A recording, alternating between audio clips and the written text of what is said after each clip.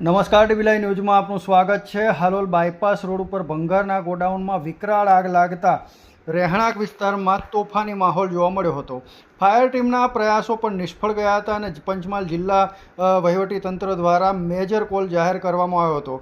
જોકે તંત્રની બેદરકારી સામે ગંભીર સવાલો ઉઠ્યા છે। પંચમહાલ જિલ્લાના હાલોલ નગરમાં આજે બાયપાસ નજીક આવેલ ભંગારના ગોડાઉનમાં ભયાનક આગ લાગતા સમગ્ર વિસ્તારમાં હાહાકાર મચી જવા પામ્યો હતો।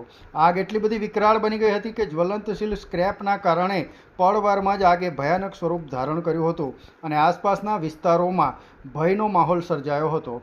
અવારનવાર આ વિસ્તારની અંદર સ્ક્રેપના ગોડાઉનની અંદર આગ લાગવાની કાંઈ નવાઈ નથી, પરંતુ આ વખતની આગે વિકરાળ સ્વરૂપ ધારણ કર્યું હતું। મળતી માહિતી અનુસાર આગની ઘટનાને ધ્યાનમાં રાખીને જિલ્લામાંથી મેજર કોલ જાહેર કરવામાં આવતા હાલોલ ફાયરની ટીમ તાત્કાલિક ઘટના સ્થળે પહોંચી હતી, પરંતુ આગની તીવ્રતા એટલી વધારે હતી કે પ્રાથમિક તબક્કે ફાયર ટીમને પણ પાછા હટવાની ફરજ પડી હતી। બાદમાં અન્ય વિસ્તારોમાંથી પણ ફાયર બ્રિગેડની ટીમને મદદ માટે બોલાવવામાં આવી હતી। આ વિકરાળ આગે આસપાસના 4 જેટલા અન્ય ગોડાઉનને પણ પોતાની ઝપટમાં લઈ લીધા હતા। ત્યારે નજીકના રહેણાંક મકાનોમાં પણ આગ ફેલાતા સ્થાનિક લોકોમાં રીતસરની નાસભાગ મચી ગઈ હતી। અનેક પરિવારોને સુરક્ષિત ખસેડવાની ફરજ પડી હતી। આ ઘટના બાદ તંત્રની કામગીરી સામે પણ અનેક સવાલો ઊભા થયા છે।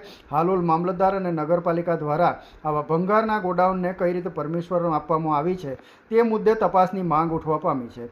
સાથે જ ગોડાઉનના માલિક દ્વારા કામદારોની ઓળખનું વેરિફિકેશન પોલીસ સ્ટેશનમાં કરાવવામાં આવ્યું છે કે નહીં તે પણ તપાસનો વિષય છે।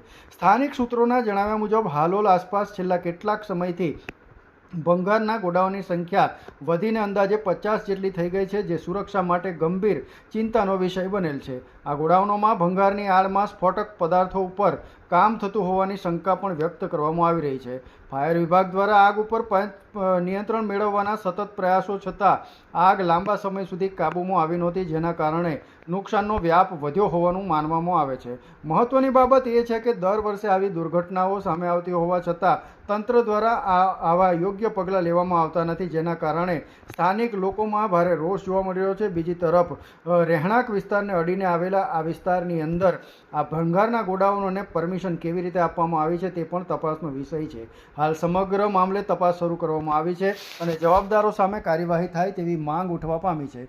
લક્ષ્મણ રાઠવા સાથે ડીબી લાઈવ ન્યૂઝ હાલોલ।